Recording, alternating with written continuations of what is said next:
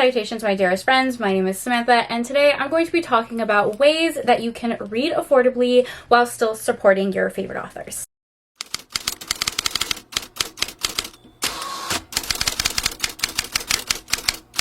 Hello, how are you? How you doing? How are you guys? What is new? I am really excited to be filming this video. It's something a little bit different for me, where I'm not going to be giving any book recommendations, but instead I'm going to be giving some free resources and ideas of ways to read affordably without pirating books. A couple of months ago, I posted a video on how pirating books can actually be extremely harmful for not only the industry, but most importantly, authors' livelihood. And a lot of people didn't receive that well. And a lot of people kind of combated that statement with various reasons and excuses as to why they pirate books. And I just, I don't know how else to say it, but pirating books is actually super damaging to an author's livelihood. And if you want an author to continue a series, if you want them to have really cool special editions and go to book signings and do all these fun things, then you need to support them. It's an even exchange. They're giving us their art, we're giving them our support by not pirating their books. A lot of people kind of combated the argument saying that everyone deserves to read, which is true. Knowledge is power. However, you are not entitled to a creative's art and their livelihood.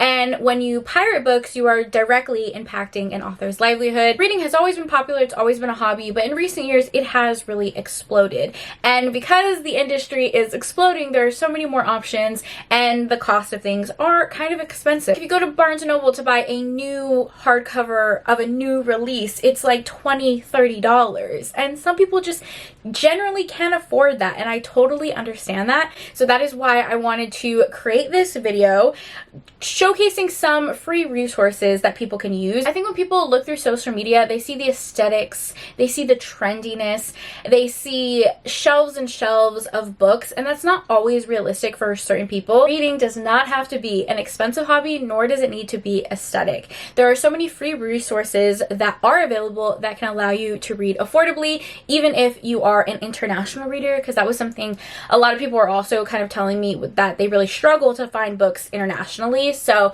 anyways, I hope this video helps. I am by no means like judging anyone.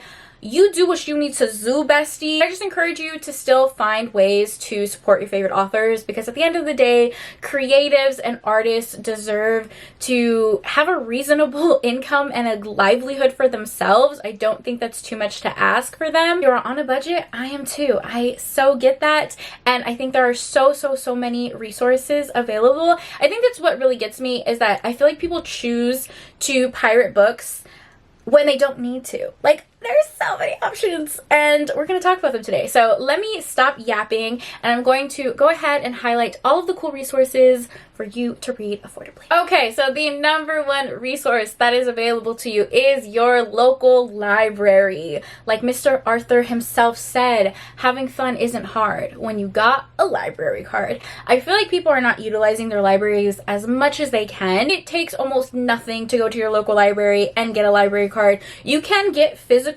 books, and if you are creating bookish content, you do not need to go out and buy every single new release that's coming out. You can go to the library and you could rent the book and show your library copy. I have seen so many large creators on here who do library hauls or come with me to the library type of reading vlogs. I've seen people do reviews and they're holding up their library copy. Nobody cares if you got the book from Barnes & Noble or if you checked it out for 14 days at the library. Nobody cares.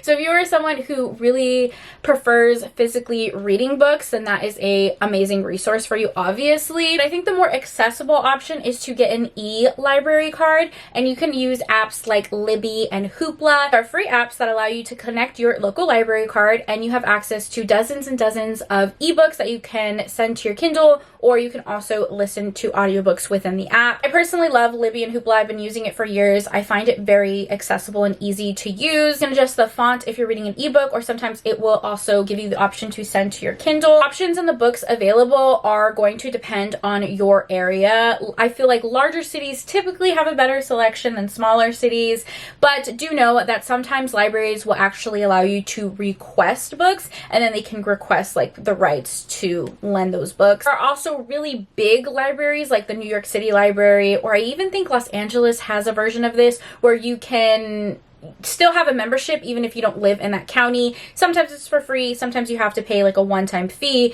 That is an option if for whatever reason in your area your library isn't that great. Sometimes there are holds for popular releases, but for me, I don't know if everyone experiences this, I feel like the holds actually end up going a lot quicker. I will sometimes get a book and it says like 10 weeks for a hold, and I'm like, whatever, I'll wait 10 weeks, and then in like 2 weeks it's there. So, you know, sometimes the holds really aren't that bad, and if you have a new release that you know you want to read like on release day, you can request it before it gets released. I was thinking of filming this video for a while, and then I was scrolling through TikTok and I saw a creator give such an amazing resource that I had never heard about before, and it kind of goes hand in hand with libraries, and it is called the Queer Liberation Library. Now, this is an online resource that is free to anyone who lives in the United States. You go onto the website and you sign up. It literally takes like 2 minutes. It will give you a library card that connects to your Libby app, and with that card, you have access to dozens and dozens of queer books. This is such a cool resource, and I wish everyone knew about it. I have been using Libby for years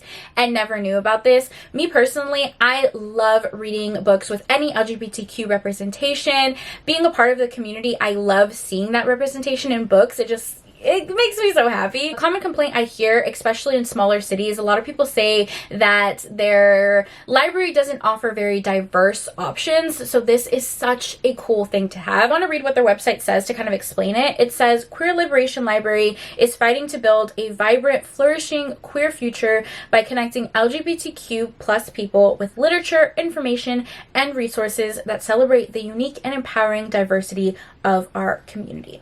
The library is now open. Again, super easy to sign up. You don't even need to put your address. You don't need to put a lot of information. I did it on my phone and it immediately routed me to the Libby app to connect the card.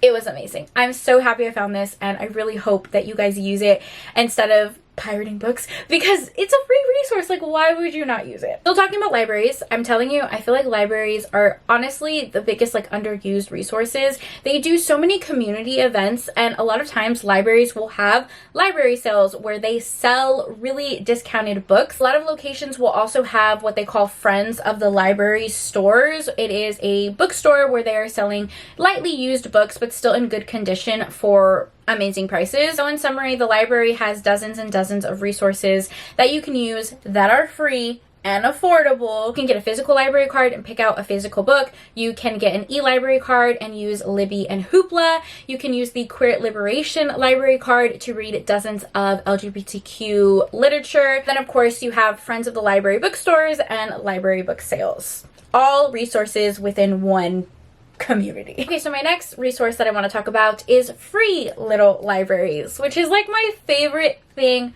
ever.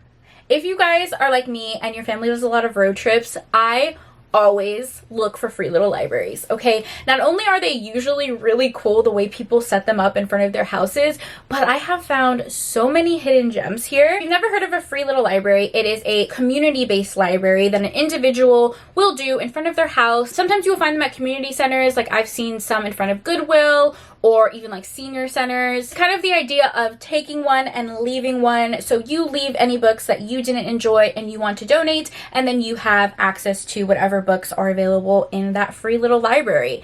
Now, this does depend on your area, but I think a lot of people will be shocked how many free little libraries they have in their area. So I'm going to link the website down below because it gives you a map of all the free little libraries, or at least most of them. Not everyone registers their free little library. Sometimes people will just set it up in front of their house without registering it through the free little library. So if you're like driving through the neighborhood and you see books, it's probably a free little library. Whenever I mention free little libraries, people always tell me, oh, I don't have those in my area. And I'm like, okay, have you gone to the website and put in your address and like checked, and they do, and they're always surprised that they do have some in their area. Now, keep in mind, people are putting these in front of their houses, so sometimes it's deep in neighborhoods that maybe 2 minutes down the street, but you just never drive through.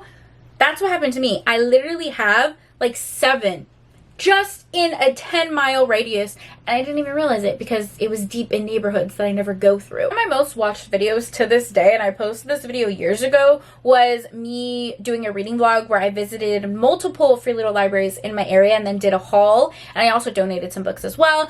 A lot of people seem to like that video, so I will link it down below if you want to check it out and see how the system works. It's an amazing resource, and it's free, and I also think it's fun to kind of like gift your favorite books within the free little library. I've seen people leave notes, I've seen people donate annotated books and write little annotations in them, and it's so much fun because it's like you're talking to the person. I've seen people leave funky and kooky like bookmarks and book charms, and it's just the best. I love the free little library system, and it helps me when I'm trying to like unhaul books that I don't really want to like resell. I can just drop them off at the free little library. Okay, still talking about free resources would be e-ARCs. E-ARCs are basically early access to new releases that authors or certain companies will give you. The most common one is NetGalley. NetGalley is a website that you can request an e-ARC, and in exchange you'll give a book review or a rating. A lot of authors will also have a certain amount of e-ARCs that they will pass out to different content creators. Sometimes it's kind of seen as like a street team. Readers are able to get early access to books, and authors are able to get early marketing, so it's an even exchange. A lot of people also will beta read for authors who are looking for feedback on certain books. If you do choose to go this route though, I really do encourage you to come at it in a place of respect and not entitlement. We are not entitled to the author's books for free, okay? And a lot of times e-ARCs come with that even exchange. They're looking for a review, they're looking for a post, they're looking for some type of marketing. You get the book, they get a review.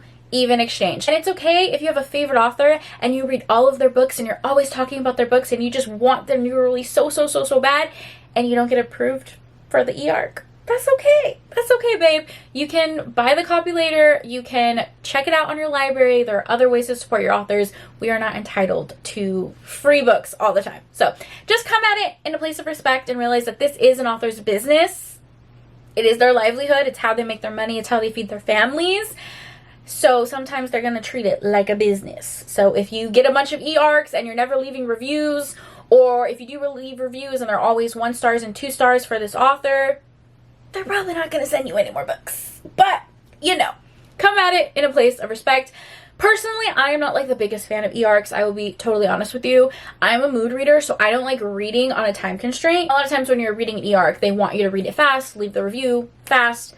And I'm just not a fast gal, okay? I'm a slow movie reader. So I don't often accept e-ARCs, which is totally fine with me. I don't receive a lot of bookish PR because of it, and I'm okay with that. It is a resource though, so I wanted to mention it. All right, the next free resource is ebook sales, especially Stuff Your Kindle Days. Amazon has started to do this sale periodically, and it is called Stuff Your Kindle Day.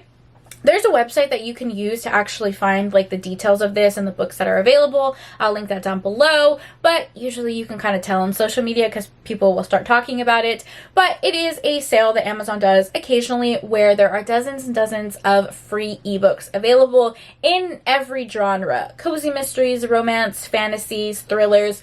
All of these resources apply to different genres. A lot of authors will offer their ebooks for free, especially if it's a part of a series, right? Because they want to hook you in with that first book so you can read their second book. So a lot of times you can find an author's first book in a series for free during the Stuff Your Kindle Day sales. I have found a lot of indie authors, a lot of authors that I've never heard of in these sales as well. So it is a really fun resource, which kind of leads me into my next resource, and that is newsletters. Sign up for your favorite author's newsletters, okay? Because they will do flash sales, ebook sales. During the holidays, sometimes they might throw out a fun free holiday novella. Sometimes they might give you the first couple of chapters of their new release. I know a lot of people don't like newsletters and it kind of ends up in your spam email, but sometimes there are goodies in there. A lot of authors will do bonus scenes, like at the end of a book, you're like, if you want to see this couple's wedding, or if you want to see this couple's honeymoon, sign up for the newsletter and you'll get like a bonus novella. Some people like that, some people don't, but I mean, it's there. What I've noticed with newsletters though is that that's usually when you can tell if they're going to have a flash sale, because authors will usually announce that in their newsletter. A lot of people don't like cluttering their inbox, so I personally just sign up for newsletters of like my favorite authors. Okay, I think those are all of my free resources, and the next couple ones I'm going to talk about are more affordable options. I still wanted to mention these next couple because they are still more affordable than buying like a full-priced new release. Of course, if you're trying to read affordably, there are dozens of subscription services like Audible and Kindle Unlimited. Something I do want to point out with Audible is check to see if your phone provider or a subscription that you already have gives you an Audible subscription. I know that sounds kind of strange, but I had a Panera subscription for the longest time. Like Panera Bread was like their drink subscription that they had where you can get like one free drink a day. And I had that subscription for the longest time because I had a Panera right by my job, and I would go and get like their charged up lemonade or get a coffee.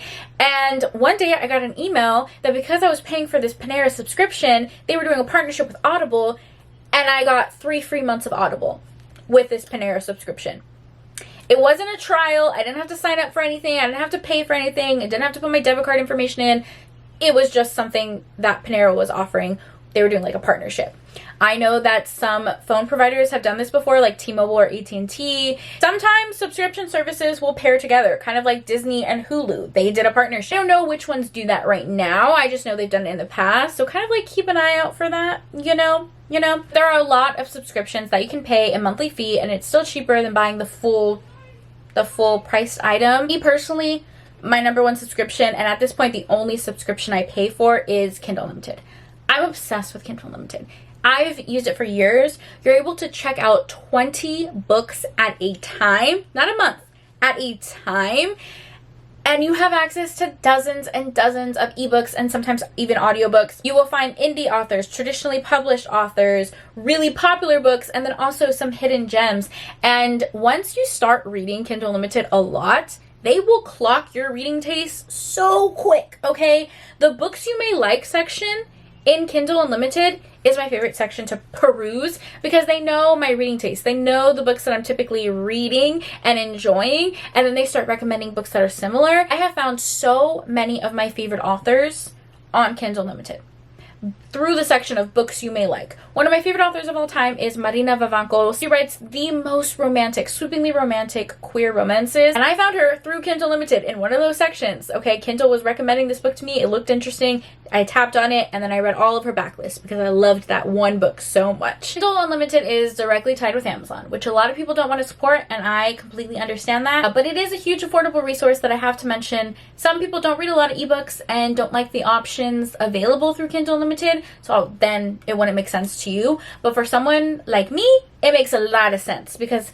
I think 70, maybe even 80% of the books that I read through Kindle Unlimited. All right, and then my last option is places to find affordable used books. I would always recommend supporting your used bookstore or your indie bookstore. Sometimes that's not always cheaper. Sometimes it is the same price as like a Barnes & Noble. Still support your local bookstore regardless, and a lot of times used bookstores will allow you to get store credit. So if you are donating and selling books to this bookstore, they will give you store credit to buy new books. I have a lot of really cool used bookstores near me, and I'm constantly donating and exchanging and using store credit, and it's the best thing ever, to be honest. If you're looking for even more affordable ways to find books, please go to thrift stores.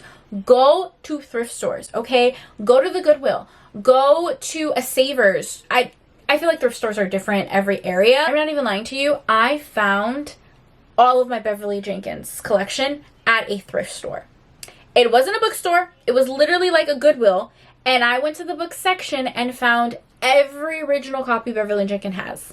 Indigo, Night Song. Indigo, the original copy on freaking eBay goes for like hundreds of dollars. And I found it for $1. $1 at a thrift store. They don't even realize the gems that they have, my loves. Go to the thrift store.